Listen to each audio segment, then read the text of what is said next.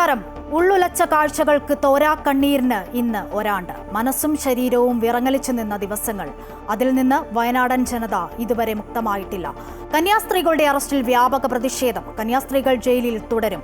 Case NIA കോടതിയിലേക്ക്.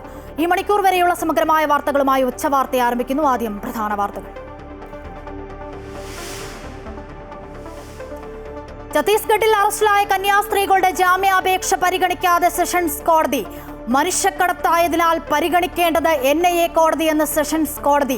പ്രിയങ്ക ഗാന്ധിയുടെ നേതൃത്വത്തിൽ പാർലമെന്റിന് മുൻപിൽ പ്രതിഷേധം.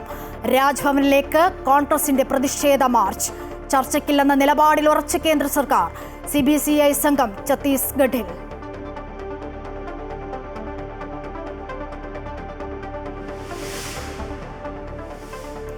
KTU ഡിജിറ്റൽ സർവകലാശാലകളിലെ താൽക്കാലിക VC നിയമനത്തിൽ സുപ്രീം കോടതി. സ്ഥിരം VCമാർ വേണം. ഗവർണറും സർക്കാരും സഹകരിക്കണമെന്നും സുപ്രീം കോടതി. കേരള സർവകലാശാലയിലെ പ്രശ്നപരിഹാരത്തിന് വീണ്ടും ഉന്നത വിദ്യാഭ്യാസ മന്ത്രിയുടെ ഇടപെടൽ. രജിസ്ട്രാറുടെ സസ്പെൻഷനിൽ വിട്ടുവീഴ്ചയില്ലെന്ന നിലപാടിൽ VC മോഹനൻ കുന്നുമ്മൽ.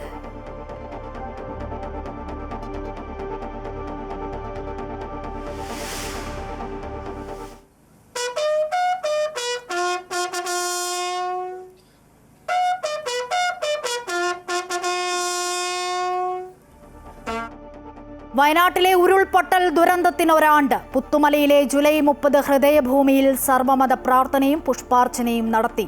ഉച്ചയ്ക്ക് അനുസ്മരണ യോഗം. പുനരധിവാസത്തിലെ മെല്ലപ്പോക്കിൽ പ്രതിഷേധം. കോഴിക്കോട് വിലങ്ങാട് ഉരുൾപൊട്ടലിനും ഒരാണ്ട്.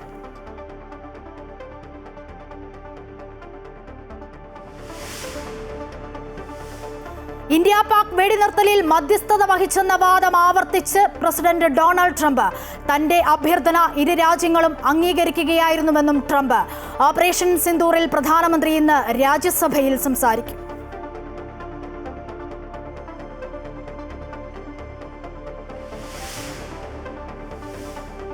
കോട്ടയം മെഡിക്കൽ കോളേജ് ആശുപത്രിയിലെ കെട്ടിടം തകർന്നപ്പോൾ രക്ഷാപ്രവർത്തനം വൈകിയില്ലെന്ന് ജില്ലാ കളക്ടറുടെ അന്വേഷണ റിപ്പോർട്ട്.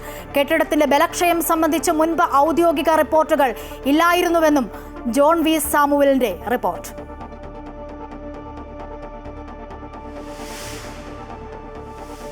ഭർത്താവിന്റെ ക്രൂരമർദ്ദനം കാരണം യുവതി ജീവനൊടുക്കിയെന്ന് പരാതി. മരിച്ചത് ഇരിങ്ങാലക്കുട കാരുമാത്ര സ്വദേശിനി ഫസീല. ഭർത്താവ് നൌഫൽ കസ്റ്റഡിയിൽ.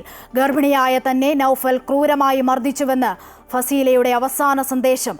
ഷാർജയിൽ മരിച്ച കൊല്ലം സ്വദേശി അതുല്യയുടെ റീപോസ്റ്റ്മോർട്ടം ആരംഭിച്ചു.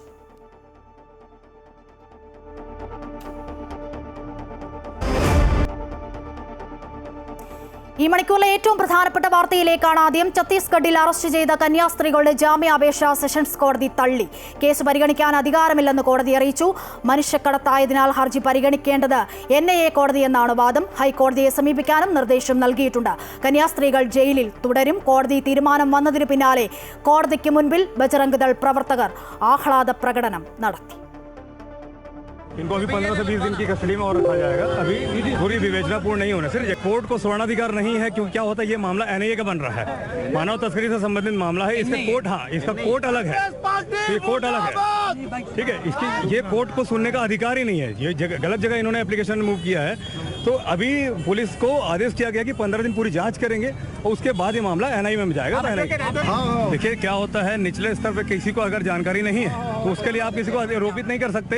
जो अभी कोर्ट ने क्या कहा कि कोर्ट ने ये कहा कि NIA का मामला है. ये मामला यहाँ से संबंधित नहीं है.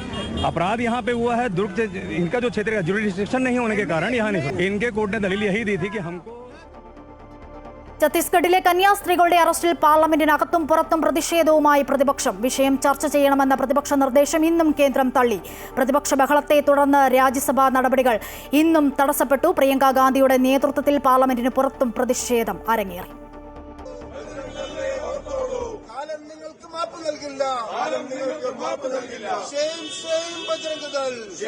Nuns from Kerala were very badly ill-treated. They were accused of things they were not doing. They were manhandled and then they were taken away by the police in Chhattisgarh. And we are protesting against this kind of attack on minorities.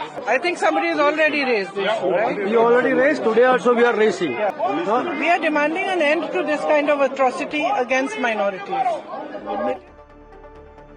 ഛത്തീസ്ഗഡിൽ കന്യാസ്ത്രീകൾ അറസ്റ്റിലാക്കപ്പെട്ട സംഭവത്തിൽ പ്രതിഷേധവുമായി കോൺഗ്രസ് നേതൃത്വം പ്രതിഷേധ നടത്തം സംഘടിപ്പിച്ചു. KPCC ആസ്ഥാനത്ത് നിന്നും രാജ്ഭവനിലേക്കാണ് പ്രതിഷേധ നടത്തം സംഘടിപ്പിച്ചത്. KPCC അധ്യക്ഷൻ Sunny Joseph, AICC general secretary Deepa Das Munshi, PC Vishnunath MLA, Shafi Parambil MP എന്നിവരും പരിപാടിയിൽ പങ്കെടുത്തു. BJP സർക്കാരിന്റെ പിന്തുണയോടെ ക്രിമിനലുകൾ രാജ്യം ഭരിക്കുന്നുവെന്ന് പ്രതിഷേധം ഉദ്ഘാടനം ചെയ്ത പ്രതിപക്ഷ നേതാവ് VD സതീശൻ പറഞ്ഞു.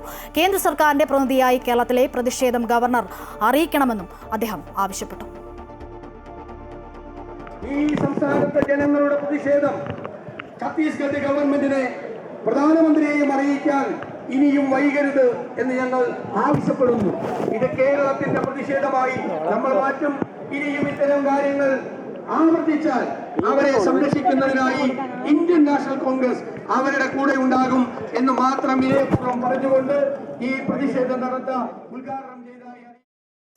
ഇന്നത്തെ മറ്റൊരു പ്രധാനപ്പെട്ട വാർത്തയിലേക്കാണ് ഇനി. KTU ഡിജിറ്റൽ സർവകലാശാലകളിലെ താൽക്കാലിക VC നിയമനത്തിൽ സുപ്രീം കോടതിയുടെ ഇടപെടൽ. സ്ഥിരം VCമാർ വേണമെന്ന് സുപ്രീം കോടതി. ഗവർണറും സർക്കാരും സഹകരിക്കണമെന്നും കോടതി വ്യക്തമാക്കിയിട്ടുണ്ട്. അതേസമയം കേരള സർവകലാശാലയിൽ VC രജിസ്ട്രാർ തർക്കത്തിൽ അയവില്ല. ഉന്നത വിദ്യാഭ്യാസ മന്ത്രി R ബിന്ദു വീണ്ടും ഇടപെട്ടുവെങ്കിലും സമവായമായില്ല. VCക്കെതിരെ SFI പ്രവർത്തകർ പ്രതിഷേധിച്ചു. വിവരങ്ങളുമായി അൺഫിലിറ്റ് ഡിസൂസയുണ്ട് തിരുവനന്തപുരത്തു നിന്നും. അൺഫിലിറ്റ്, സ്ഥിരം VCമാർ വേണമെന്ന് സുപ്രീം കോടതിയുടെ ഇടപെടൽ ഉണ്ടാകുന്നു. ഗവർണറും സർക്കാരും സഹകരിക്കണമെന്ന് കോടതി പറയുമ്പോൾ, പക്ഷേ മറുവശത്ത് കേരള സർവകലാശാലയിൽ വീണ്ടും ഒരു തുറന്ന പോലിലേക്ക് കടക്കുകയാണോ ഗവർണറും സർക്കാരും? വിവരങ്ങൾ എങ്ങനെ?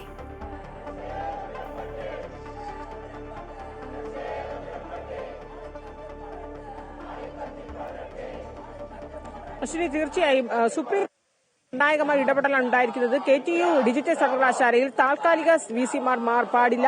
കേരളത്തിലെ എല്ലാ സർവകലാശാലയിലും സ്ഥിരം VCമാർ ഉണ്ടാകണം. ഇക്കാര്യത്തിൽ സർക്കാരും ചാൻസലറും രണ്ട് തട്ടിലുണ്ടാകാൻ പാടില്ല. രണ്ടുപേരും ഇരുകൂട്ടരും ഈ രാഷ്ട്രീയം ഇടപെടലുകൾ ഉണ്ടാകുമ്പോൾ അത് വിദ്യാർത്ഥികളുടെ ഭാവിയാണ് തുലാസിലാകുന്നത്. വിദ്യാർത്ഥികളുടെ ഭാവിയാണ് ചോദ്യചിഹ്നമായി മാറുന്നത്. അതുകൊണ്ട് ഇക്കാര്യത്തിൽ അടിയന്തരമായി തന്നെ സർക്കാരും രാജ്ഭവനും ഈ ഒരു വിഷയത്തിൽ സമവായത്തിലെത്തുകയും ചർച്ച ചെയ്ത് പ്രശ്നം പരിഹരിക്കുകയും ചെയ്യണമെന്ന് സുപ്രീം കോടതി ഇടപെടൽ ഉണ്ടാകുന്നു. മാത്രവുമല്ല, KTU സർവകലാശാല ഡിജിറ്റൽ സർവകലാശാലയിൽ താൽക്കാലിക VCമാർ പാടില്ല, സ്ഥിരം VCമാർ ഉണ്ടാകും. എന്നാൽ നിലവിൽ സ്ഥിരം VCമാർ സമവായത്തിൽ എത്തുന്നത് വരെ നിലവിൽ ആ സ്ഥിരം താൽക്കാലിക VCമാർ തന്നെ തുടരണം. ആ തുടർന്ന താൽക്കാലിക VCമാരെ നിയമിച്ചുകൊണ്ടുള്ള വിജ്ഞാപനം ഇറക്കാൻ ചാൻസലർക്ക് സുപ്രീം കോടതി അംഗീകാരവും നൽകിയിരിക്കുകയാണ്, അനുമതിയും നൽകിയിരിക്കുകയാണ്. പക്ഷേ എങ്കിൽ പോലും ഇത് സ്ഥിരമായി പാടില്ല. ഇത് ഉടൻ തന്നെ സ്ഥിരം VC നിയമനത്തിൽ സർക്കാരും ഗവർണറും രാഷ്ട്രീയം മറന്ന് സമവായത്തിലൂടെ ചർച്ച ചെയ്ത് പരിഹരിക്കണമെന്ന് സുപ്രധാനമായ ഇടപെടൽ സുപ്രീം കോടതിയുടെ ഭാഗത്തുനിന്നുണ്ടാകുന്നു. 2 ആഴ്ച കഴിഞ്ഞ് ഹർജി വീണ്ടും പരിഗണിക്കും. എന്നാൽ എത്രത്തോളം സമവായം ഉണ്ടാകുമെന്നൊരു ചോദ്യമാണ് ഉയരുന്നത്. കാരണം ഇപ്പോൾ ഞാൻ നിൽക്കുന്നത് കേരള യൂണിവേഴ്സിറ്റി ആസ്ഥാനത്ത് മുമ്പിലാണ്. അവിടെ രജിസ്ട്രാറും കേരള വൈസ് ചാൻസലറും തമ്മിലുള്ള പ്രശ്നം പോലും തർക്കം പരിഹരിക്കാനായി സർക്കാരിന് കഴിയുന്നില്ല. ഉന്നത വിദ്യാഭ്യാസ മന്ത്രി R ബിന്ദു ഇന്ന് രാവിലെ വീണ്ടും ഇടപെടൽ നടത്തി. മോഹനൻ കുന്നൂരുമായി ഫോണിൽ സംസാരിച്ചു. അപ്പോഴും രജിസ്ട്രാറുടെ സസ്പെൻഷൻ അത് തുടരണം. ആ സസ്പെൻഷൻ അംഗീകരിച്ചാൽ മാത്രമേ താൻ പിന്നോട്ട് പോവുകയുള്ളൂ, അല്ലെങ്കിൽ സമവായ നീക്കത്തിനായി വരികയുള്ളൂ എന്ന് മോഹനൻ കുന്നുമ്മൽ VC ആ നിലപാട് ആവർത്തിക്കുകയാണ്. എന്നാൽ രജിസ്ട്രാറുടെ ആ സസ്പെൻഷൻ തുടരാൻ അല്ലെങ്കിൽ ആ സസ്പെൻഷൻ അംഗീകരിക്കുന്നില്ല എന്ന നിലപാടിൽ സിൻഡിക്കേറ്റ് അംഗങ്ങൾ ഉറച്ചു നിൽക്കുകയാണ്. അതായത് രണ്ടു കൂട്ടരും തങ്ങളുടെ നിലപാടിൽ ഉറച്ചു നിൽക്കുന്ന ഒരു സാഹചര്യത്തിൽ ഉന്നത വിദ്യാഭ്യാസ വകുപ്പിനോ മന്ത്രിക്കോ ഇടപെടൽ പോലും അസാധ്യമായി. വാർത്തയുടെ വിവരങ്ങളാണ് അൺഫിലിറ്റ് ഡിസൂസ നൽകിയത്. അതിജീവനം അതിവേഗം.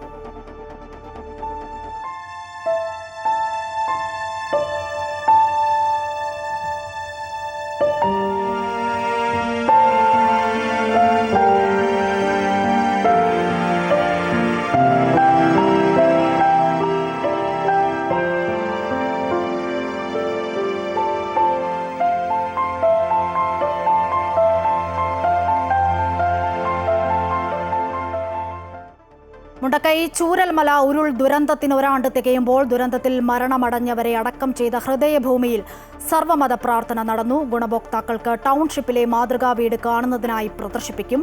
AK Saseendran, K Rajan, OR Kelu, Muhammad Riyas എന്നീ മന്ത്രിമാരടക്കം ഇന്ന് ചടങ്ങിൽ പങ്കെടുത്തിരുന്നു. വിവരങ്ങളുമായി വയനാട്ടിൽ നിന്നും രതീഷ് കുഞ്ചത്തൂർ ഉണ്ട്.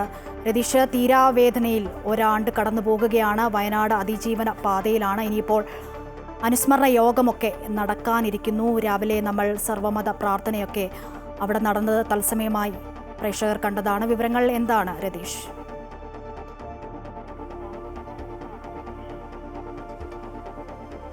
അശ്വതി, തീർച്ചയായും ഹൃദയഭേദകമായ ഏവരെയും സങ്കടപ്പെടുത്തുന്ന രംഗങ്ങൾക്കായിരുന്നു രാവിലെ ഈ പുത്തുമലയിലെ ഹൃദയഭൂമി സാക്ഷ്യം വഹിച്ചത്.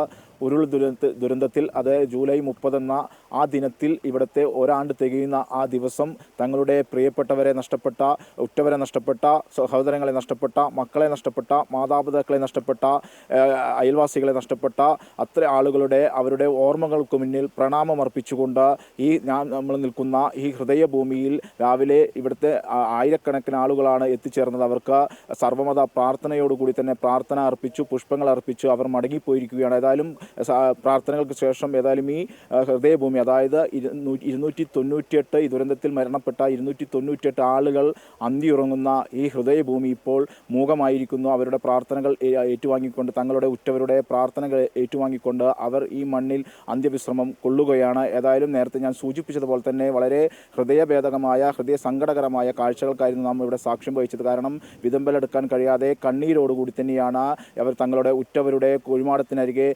പ്രിയപ്പെട്ടവർ അവർക്ക് പ്രാർത്ഥനകൾ അർപ്പിച്ചുകൊണ്ട് നിൽക്കുന്ന രംഗങ്ങൾ നമുക്ക് കാണാൻ സാധിച്ചത്. ഏതായാലും സർവ്വമത പ്രാർത്ഥനയും മറ്റു ഇതൊക്കെ അവസാനിച്ചിരിക്കുകയാണ്. അതായത് ആ ഓർമ്മകൾ ഉൾക്കൊണ്ടുകൊണ്ട് തന്നെ ഇവിടുത്തെ അവർക്ക് അവസാനമായി ഒരു നോക്ക് കണ്ട് അവർക്ക് പ്രാർത്ഥനകൾ അർപ്പിച്ചുകൊണ്ട്, തങ്ങളുടെ പ്രിയപ്പെട്ടവർക്ക് പ്രാർത്ഥന അർപ്പിച്ചുകൊണ്ട് ജനങ്ങൾ, അത് ഗുണഭോക്താക്കളെല്ലാം തന്നെ ദുരന്തബാധിതർ പിരിഞ്ഞു പോയിട്ടുണ്ട്. അവർ വീടുകളിലേക്ക് മടങ്ങിയിരിക്കുകയാണ്. അവർ ഒരിക്കലും മറക്കാത്ത, ഒരിക്കലും ഓർക്കാൻ ആഗ്രഹിക്കാത്ത ആ ദിനമാണ് അവർക്ക് ഈ ജൂലൈ 30 എന്ന് പറയുന്നത്. കാരണം 298 ആളുകളാണ് ഈ 3 ഗ്രാമങ്ങളിലായി തന്നെ ഇല്ലാതായത്. അതോടൊപ്പം തന്നെ ജീവനോപാധി നഷ്ടപ്പെട്ടു. അത്തരത്തിൽ വളരെ സങ്കടകരമായ അവസ്ഥയിലൂടെ കടന്നുപോയ കുടുംബങ്ങൾ അവർ അതിജീവന പാതയിലാണ്. ഒരാണ്ട് തികയുമ്പോൾ അവർ ഇപ്പോഴും ആവശ്യം ഉന്നയിക്കുന്നതും അതുതന്നെയാണ്. തങ്ങൾക്ക് എത്രയും വേഗത്തിൽ പുനരധിവാസം ഉറപ്പാക്കുക, അതോടൊപ്പം ടൗൺഷിപ്പിലെ നിർമ്മാണ പ്രവർത്തനങ്ങൾ വേഗത്തിലാക്കി തങ്ങളുടെ വീടുകൾ എത്രയും പെട്ടെന്ന് തങ്ങൾക്ക് ലഭ്യമാക്കാൻ ആവശ്യമായ നടപടികൾ സർക്കാർ സ്വീകരിക്കണമെന്നാണ് അവർ ആവശ്യപ്പെടുന്നത്. ഏതായാലും ഇന്ന്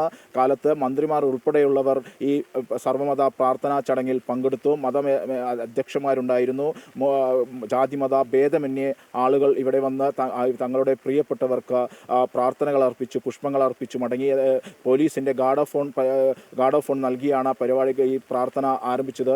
ഈ ദുരന്തത്തിൽ അകപ്പെട്ട് മരണമടഞ്ഞ 298 ആളുകളുടെ ഫോട്ടോയും ഈ ഹൃദയഭൂമിയിൽ പ്രദർശിപ്പിച്ചിരുന്നു. ഏതായാലും ഇന്ന് ഉച്ചയ്ക്ക് ശേഷം അവർക്ക് ഈ ഗുണഭോക്താക്കൾക്കായി, അതായത് ദുരന്തത്തിൽ അകപ്പെട്ട് അതിജീവിച്ച കുടുംബങ്ങൾക്കായി കൽപ്പറ്റയിൽ ഒരുങ്ങുന്ന ടൗൺഷിപ്പിൻ്റെ മാതൃകാ വീടിൻ്റെ പ്രദർശനവും ഇന്ന് നടക്കും. അത് വീടിൻ്റെ നിർമ്മാണം പൂർത്തീകരിച്ചിട്ടുണ്ട്. ഏതായാലും വളരെ ആശങ്കകളും വേവലാതികളും ദുരന്തബാധിതർ ഇവിടെ എത്തിയപ്പോൾ നമ്മോട് പങ്കുവച്ചിരുന്നു. എന്തായാലും അത്തരം അവരുടെ ആശങ്കകളൊക്കെ തന്നെ പരിഹരിക്കും എന്നാണ് മന്ത്രിമാർ അറിയിച്ചിരിക്കുന്നത്. ഏതായാലും വളരെ വേഗത്തിൽ തന്നെ ഈ ടൗൺഷിപ്പിൻ്റെ പ്രവർത്തനങ്ങൾ മുന്നോട്ട് പോകും എന്ന് അറിയിച്ചിട്ടുണ്ട്. ഏതായാലും സങ്കടകരമായ നിമിഷങ്ങൾക്ക് നാം സാക്ഷ്യം വഹിച്ചു. അതിനുശേഷം സർവ്വമത പ്രാർത്ഥന നടന്നു.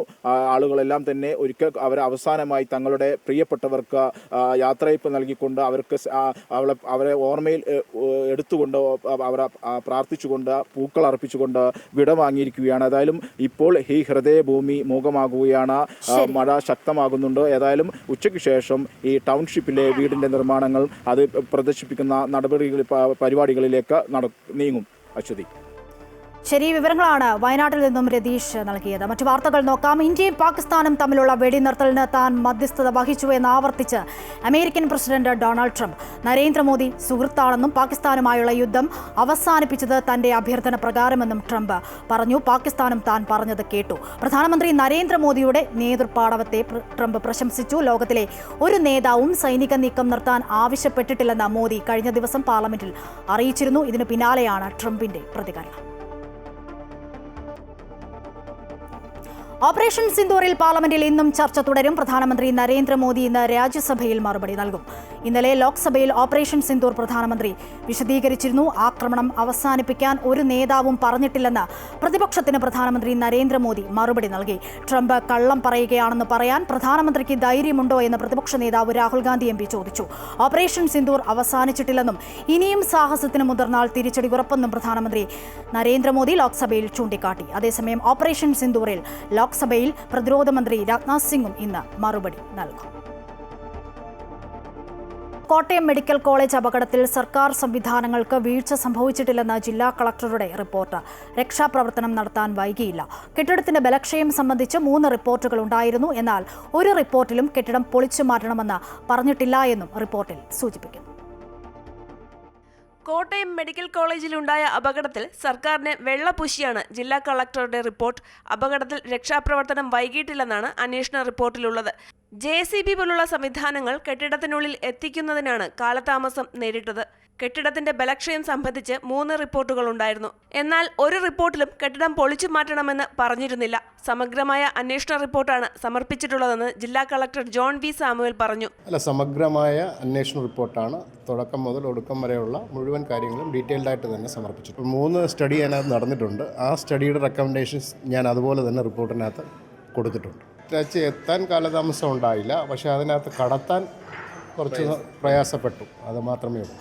ആരോഗ്യവകുപ്പ് അഡീഷണൽ ചീഫ് സെക്രട്ടറിക്കാണ് കളക്ടർ റിപ്പോർട്ട് നൽകിയത്. അപകടത്തിന്റെ ചിത്രങ്ങളും രേഖാചിത്രങ്ങളും സഹിതം 20 പേജുള്ള റിപ്പോർട്ടാണ് സമർപ്പിച്ചത്.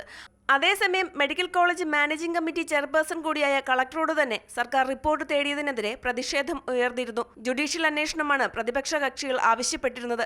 അപകടവുമായി ബന്ധപ്പെട്ട് സർക്കാരിനോ ആരോഗ്യവകുപ്പിനോ വീഴ്ചകളില്ല എന്ന തരത്തിലുള്ള റിപ്പോർട്ട് ഒരുപക്ഷെ കൂടുതൽ പ്രതിഷേധങ്ങൾക്ക് ഇട നൽകുന്നതാണ്.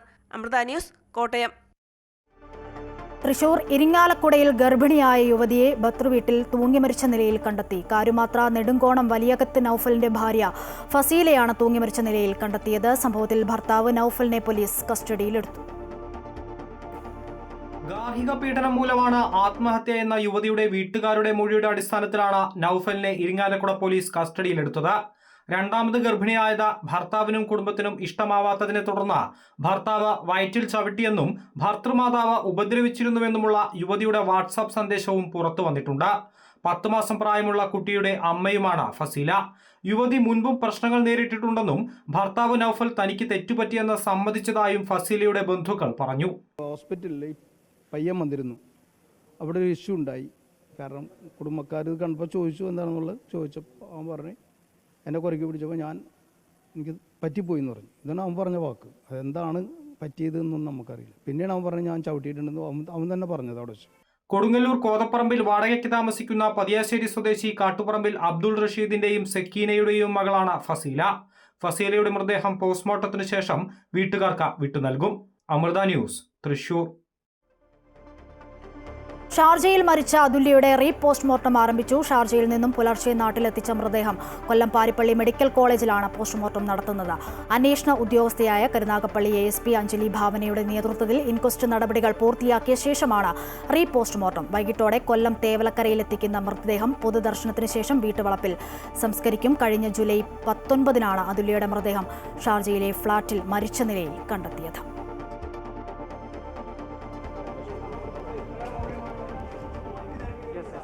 ഇൻക്വസ്റ്റ് ഇപ്പം കംപ്ലീറ്റ് ആയി. ഇപ്പോൾ ഒരു ടീം ഓഫ് ഡോക്ടേഴ്സിൻ്റെ പോസ്റ്റ്മോർട്ടം സ്റ്റാർട്ട് ചെയ്യാൻ പോവാണ്. അതും കൂടെ കഴിഞ്ഞിട്ട് ബോഡി വിട്ടുകൊടുക്കും. ബാക്കി അന്വേഷണത്തിൻ്റെ ഭാഗമായിട്ട് നടക്കുന്നത്.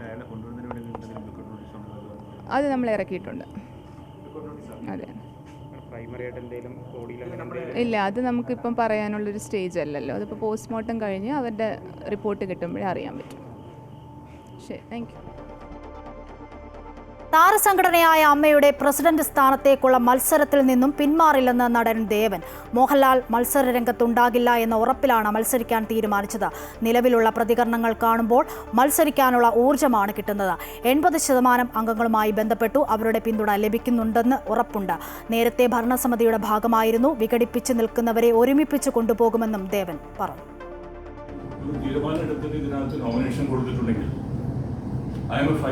അപ്പോൾ ഞാൻ പറഞ്ഞു അതിനെ ഫൈറ്റ് ചെയ്യും. ഈ ജയപരാജയങ്ങൾ രണ്ടാമതാണ്, അത് പ്രശ്നമല്ല. പിന്നെ എന്താ വെച്ചാൽ ഇപ്പോൾ ഏറ്റവും ലാസ്റ്റ് ഞാൻ അറിഞ്ഞത് ജഗദീഷ് അദ്ദേഹത്തിൻ്റെ പിന്മാറ്റത്തിൽ താല്പര്യമുണ്ടെന്ന് സൂചിപ്പിക്കുന്ന രീതിയിലുള്ള ചില വാർത്തകൾ ഞാൻ കണ്ടു. അത് അദ്ദേഹത്തിൻ്റെ ഒരു തീരുമാനമാണ്. അതിന് എനിക്ക് അഭിപ്രായം പറയാനൊന്നുമില്ല. അപ്പോൾ അങ്ങനെ നിൽക്കുന്ന പിന്നെ 4-5 പേരും കൂടി നടക്കുന്നുണ്ട്. അപ്പോൾ IAS തലപ്പത്ത് അടിമുടി അഴിച്ചുപണി. 4 ജില്ലകളിൽ പുതിയ കളക്ടർമാരെ നിയമിച്ചു. ആകെ 25 പേർക്കാണ് മാറ്റം. NSK ഉമേഷ് പുതിയ പൊതുവിദ്യാഭ്യാസ ഡയറക്ടറാകും. എറണാകുളം ജില്ലാ കളക്ടർ NSK ഉമേഷിനെ പൊതുവിദ്യാഭ്യാസ ഡയറക്ടറായി നിയമിച്ചു. കേരള ഫിനാൻഷ്യൽ കോർപ്പറേഷന്റെ മാനേജിംഗ് ഡയറക്ടറുടെ ചുമതലയും അദ്ദേഹം വഹിക്കും. പൊതുവിദ്യാഭ്യാസ ഡയറക്ടർ സ്ഥാനം ജൂനിയർ അഡ്മിനിസ്ട്രേറ്റീവ് ഗ്രേഡാക്കി തരം താഴ്ത്തിയാണ് ഉമേഷിന്റെ നിയമനം. G. പ്രിയങ്കയെ എറണാകുളം ജില്ലാ കളക്ടറായും MS. മാധവിക്കുട്ടിയെ പാലക്കാട് ജില്ലാ കളക്ടറായും ചേതൻകുമാർ മീണയെ കോട്ടയം ജില്ലാ കളക്ടറായും ഡോക്ടർ ദിനേശൻ ചെറുവത്തിനെ ഇടുക്കി ജില്ലാ കളക്ടറായും നിയമിച്ചു. പൊതുവിദ്യാഭ്യാസ വകുപ്പ് ഡയറക്ടർ S. ഷാനവാസിനെ തൊഴിൽ വകുപ്പിൽ സ്പെഷ്യൽ സെക്രട്ടറിയായി നിയമിച്ചു. Doctor K. വാസുകിയെ പൊതുവിദ്യാഭ്യാസ സെക്രട്ടറിയായി നിയമിച്ചു. ഷീബ ജോർജിനെ ആരോഗ്യവകുപ്പിൽ അഡീഷണൽ സെക്രട്ടറിയായും ഫിഷറീസ് വകുപ്പ് അഡീഷണൽ സെക്രട്ടറി B. അബ്ദുൽ നാസറിനെ ന്യൂനപക്ഷ വകുപ്പ് അഡീഷണൽ സെക്രട്ടറിയായും നിയമിച്ചു. Doctor S. ചിത്രയാണ് പൊതുവിദ്യാഭ്യാസ അഡീഷണൽ സെക്രട്ടറി. തദ്ദേശ വകുപ്പ് ഓഫീസർ ഓൺ സ്പെഷ്യൽ ഡ്യൂട്ടി ചുമതലയും വഹിക്കും. A. ഗീതയെ ഹൗസിംഗ് ബോർഡിന്റെയും നിർമ്മിതി കേന്ദ്രത്തിന്റെയും ഡയറക്ടർ ചുമതലയിലാണ് നിയമിച്ചത്. ജെറോമിക് ജോർജിനെ തദ്ദേശ വകുപ്പ് പ്രിൻസിപ്പൽ ഡയറക്ടറായും നിയമിച്ചു. V. വിഘ്നേശ്വരിയെ കൃഷിവകുപ്പ് അഡീഷണൽ സെക്രട്ടറിയായി നിയമിച്ചു. John V. സാമുവലാണ് ജലഗതാഗത വകുപ്പ് ഡയറക്ടർ. അമൃത ന്യൂസ്, തിരുവനന്തപുരം. ഭക്തിസാന്ദ്രമായ അന്തരീക്ഷത്തിൽ ശബരിമലയിൽ നിറപുത്തരി ചടങ്ങുകൾ നടന്നു. പുലർച്ചെ 5:30-നും 6:30-നും മധ്യേയുള്ള മുഹൂർത്തത്തിലാണ് പൂജകൾ നടന്നത്. ചടങ്ങുകൾക്ക് തന്ത്രിമാരായ കണ്ഠര് രാജീവരര്, കണ്ഠര് ബ്രഹ്മദത്തൻ, മേൽശാന്തി S. അരുൺകുമാർ നമ്പൂതിരി എന്നിവർ മുഖ്യ കാർമ്മികത്വം വഹിച്ചു. കിഴക്കേ മണ്ഡപത്തിലും പിന്നീട് ശ്രീകോവിലിലും പൂജിച്ച നെൽക്കറ്റകളിൽ ഒന്ന് ശ്രീകോവിലിന്റെ മുൻപിൽ കെട്ടി. തുടർന്ന് നെൽക്കതിരുകൾ പ്രസാദമായി ഭക്തർക്ക് വിതരണം ചെയ്തു. നിറപുത്തരിക്കായി പാലക്കാട്, കൊല്ലങ്കോട്, അച്ചൻകോവിൽ, ആറന്മുള എന്നിവിടങ്ങളിൽ നിന്നുമുള്ള നെൽക്കതിരുകളാണ് എത്തിച്ചത്. കൂടാതെ ഭക്തർ കൊണ്ടുവന്ന നെൽക്കറ്റകളും ഉപയോഗിച്ചു.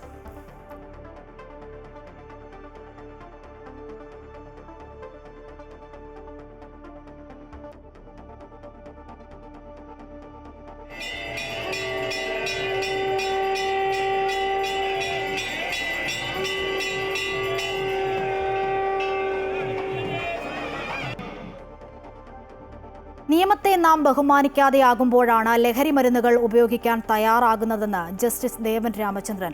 ലഹരി വിൽപ്പന നിയമവിരുദ്ധമാണെന്ന് നമുക്കറിയാം. നിയമവിരുദ്ധമായ കാര്യങ്ങൾ ചെയ്യില്ലെന്ന് സ്വയം തീരുമാനിക്കുന്നതിലൂടെ ലഹരിയുടെ വ്യാപനം നിയന്ത്രിക്കാൻ സാധിക്കുമെന്നും അദ്ദേഹം പറഞ്ഞു. ജീവിതം കണ്ണു തുറന്ന് ആസ്വദിക്കേണ്ടതാണ്, ലഹരി കഴിച്ച് അവസാനിപ്പിക്കേണ്ടതല്ലെന്നും അദ്ദേഹം ഓർമ്മിപ്പിച്ചു. കൊച്ചിയിൽ കോളേജ് വിദ്യാർത്ഥികൾക്കായി എക്സൈസ് സംഘടിപ്പിച്ച ലഹരി വിരുദ്ധ ബോധവൽക്കരണ പരിപാടിയിൽ സംസാരിക്കുകയായിരുന്നു ജസ്റ്റിസ് ദേവൻ രാമചന്ദ്രൻ.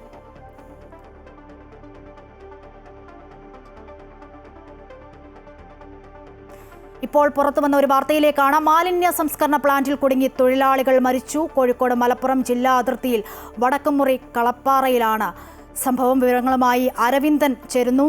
അരവിന്ദൻ, എന്താണുണ്ടായത്?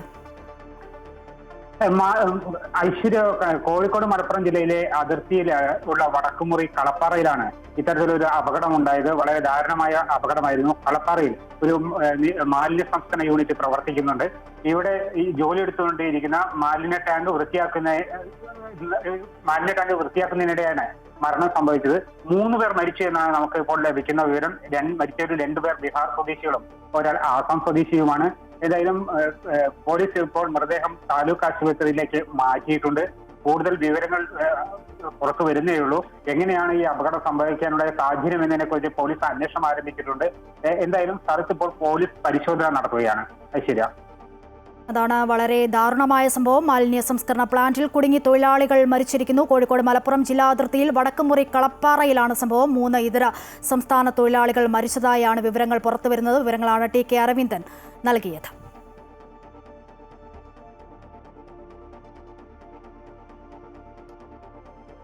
ആലപ്പുഴയിൽ അരനൂറ്റാണ്ട് പിന്നിട്ട സ്കൂൾ കെട്ടിടം പരിശോധിക്കാതെ അധികൃതർ ഫിറ്റ്നസ് സർട്ടിഫിക്കറ്റ് നൽകിയെന്നാരോപിച്ച് സ്കൂളിന് മുൻപിൽ രക്ഷിതാവിന്റെയും മക്കളുടെയും കുത്തിയിരിപ്പ് സമരം. ഞങ്ങളുടെ ജീവന് വിലയില്ലേ അധികാരികളെ എന്ന ബോർഡുമായാണ് കുട്ടികൾ സമരത്തിൽ പങ്കെടുത്തത്. കോഴിമുക്ക് ഗവൺമെന്റ് LP സ്കൂളിലെ നിലംപൊത്താറായ ഓടുമേഞ്ഞ കെട്ടിടത്തിനെതിരെയാണ് രക്ഷിതാവിന്റെയും മക്കളുടെയും പ്രതിഷേധ സമരം അരങ്ങേറിയത്. അധികാരികൾ പരിശോധിക്കാതെ തന്നെ അധ്യയന വർഷം ആരംഭത്തിൽ ഫിറ്റ്നസ് സർട്ടിഫിക്കറ്റ് നൽകിയെന്നാണ് രക്ഷിതാവും സ്കൂൾ PTA വൈസ് പ്രസിഡന്റുമായ കോഴിമുക്ക് കിഴക്കേപ്പറമ്പിൽ റെജിമോൻ പരാതിപ്പെടുന്നത്.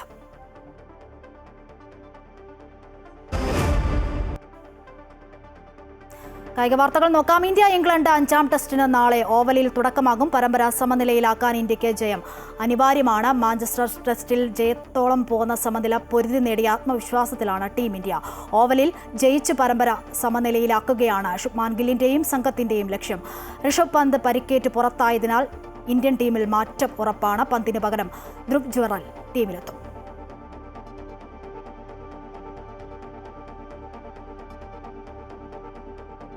ഇതോടെ ഉച്ചവാർത്ത പൂർണ്ണമാകുന്നു. കൂടുതൽ വാർത്തകൾക്കായി അമൃത ന്യൂസിന്റെ യൂട്യൂബ് ചാനൽ സന്ദർശിക്കുക. നമസ്കാരം.